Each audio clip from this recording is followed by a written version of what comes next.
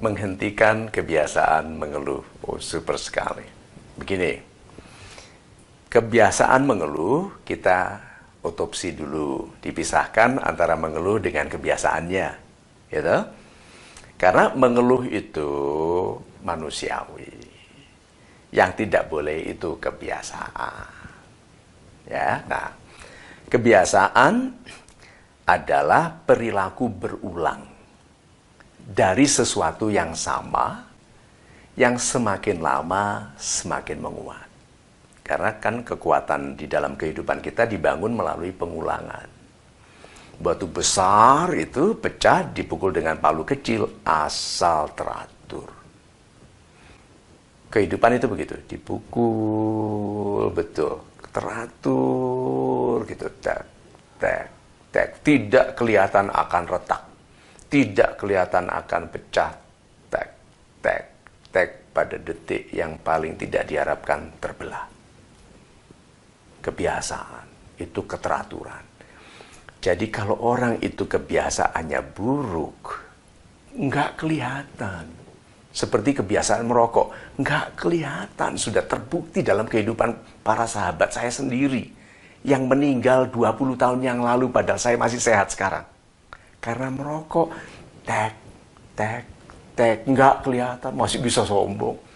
Merokok, nggak merokok mati, merokok aja, tek, tek, tek, terbelah. Nggak tahu bagaimana, tahu-tahu dia batuk, berdarah. Dokter periksa. Langsung dia bilang, Pak, Anda hanya bisa, insya Allah hidupnya 3 bulan lagi.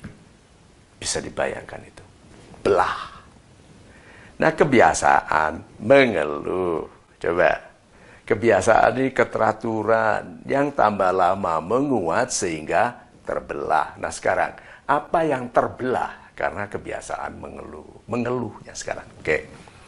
Kebiasaan sudah kita dissect. Kita potong-potong, kita lihat isinya. Sekarang mengeluh ya, di dissect. Mengeluh.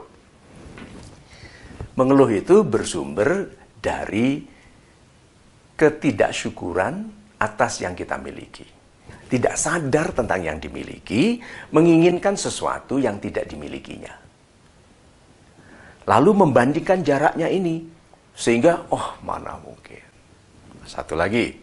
Membandingkan yang tidak dimilikinya dengan yang dimiliki orang lain.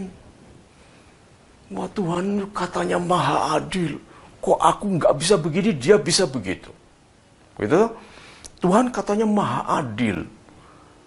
Aku yang tampan begini, pacarnya jelek. Dia yang jelek, pacarnya cantik. Gitu. Terus ada bisikan dari langit. Tuhan maha adil. Karena sebetulnya ketampananmu itu hanya karena GR. Gitu kan? Aslinya tidak. Gitu. Nah, mengeluh itu. Kemudian, mengeluh bukan hanya disebabkan oleh ketidaksyukuran. Ada satu lagi. Mengeluh itu sebagian besar disebabkan oleh ketidaksabaran. Gak sabar tentang hasil. Kapan sih hidupku ini akan baik? Kapan sih? Karena tidak sabar menunggu hasil. Oke? Orang untuk berhak mendapatkan hasil itu, dia membuktikan dalam kesungguhan, baik belajar atau bekerja. Nah, dia tidak sabar menunggu hasil sehingga mengeluh. Kenapa? Karena ada orang yang cepat mendapat hasil. Dia lebih muda dari saya, kok lebih sukses? Ya, yang dilihat oleh orang adalah hasil, tapi tidak memperhatikan proses. Nah, orang-orang yang hanya melihat hasilnya orang lain, tapi tidak menghargai prosesnya, tidak menghayati sulitnya proses kehidupan orang lain, akan mengeluh. Karena dia belum lihat hasil, tapi sudah merasakan penderitaan dari prosesnya. Itu bangun malam belajar, gitu. Tidur sebentar, bangun lagi bekerja. Ini kan dia sudah merasakan derita dari proses, belum lihat hasil. Dia sudah melihat hasil, nggak melihat derita orang lain. Nah, berarti tidak sabar. Nah, kalau mau mengubah kebiasaan, ya, karena kita sekarang tahu bahwa kebiasaan mengeluh akan membelah sesuatu. Mengeluh ini berarti tidak mensyukuri sesuatu yang dimiliki. Apa akibatnya? Diambil yang dimiliki. Orang yang kebiasaannya buruk, merusak kebiasaan, berarti merusak kesehatan, berarti kan tidak menghargai kesehatan. Diambil kesehatan. Yang Tuhan tanya itu loh, nikmat mana, nikmat Tuhan mana lagi yang kamu dustakan? Oke, istri disia-siakan, diambil istrinya dalam cara yang kita tidak tahu. Seperti ada seorang bercanda, mungkin di Mekah waktu naik haji, dia bilang sama istrinya, kamu itu kalau enggak aku nikahi, kamu enggak ada yang mau. Istrinya sakit hati sekali. Ini true story. Istrinya sakit hati sekali. Dia pulang, ada seorang pangeran dari Arab. Di Arab tuh banyak pangeran. Datang ke Indonesia mencari wanita tertentu yang dikenalnya secara tidak sengaja di Arab. Dilamar. Pada waktu dua suami istri ini, sepasang ini, bertengkar memang. Dan memang suaminya menantang. Gitu. Kalau kamu mau, aku ceraikan. Bercerai. Dinikahi oleh seorang pangeran kaya di Arab. Padahal ini keluarga yang sangat miskin karena suaminya malas dan sombong. Coba. Kalau kita menyia-nyiakan sesuatu yang kita miliki, mengeluh, diambil. Jadi resiko dari kebiasaan mengeluh yang harusnya disyukuri diambil. Itu belahnya. Oke. Uang.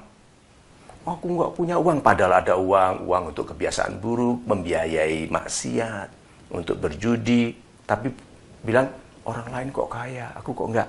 Sih? Kebiasaan, mendustakan uang, belahnya diambil, dimiskinkan. Nah, sekarang mengubahnya.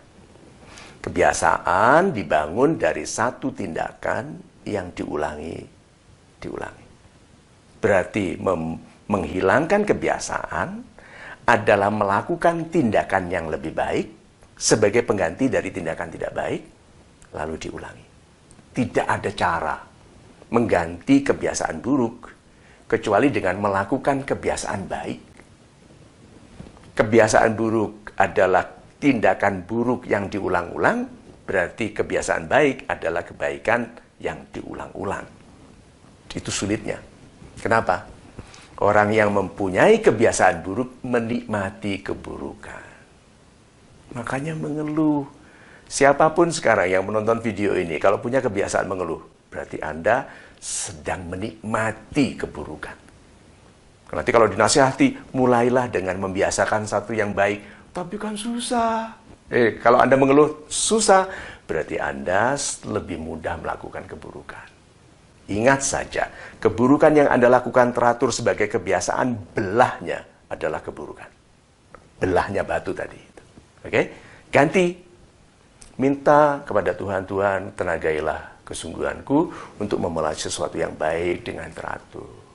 Kuatkanlah hatiku untuk mengabaikan undangan, menikmati kemalasan, penundaan, pesimisme, keluhan, dan lain-lain.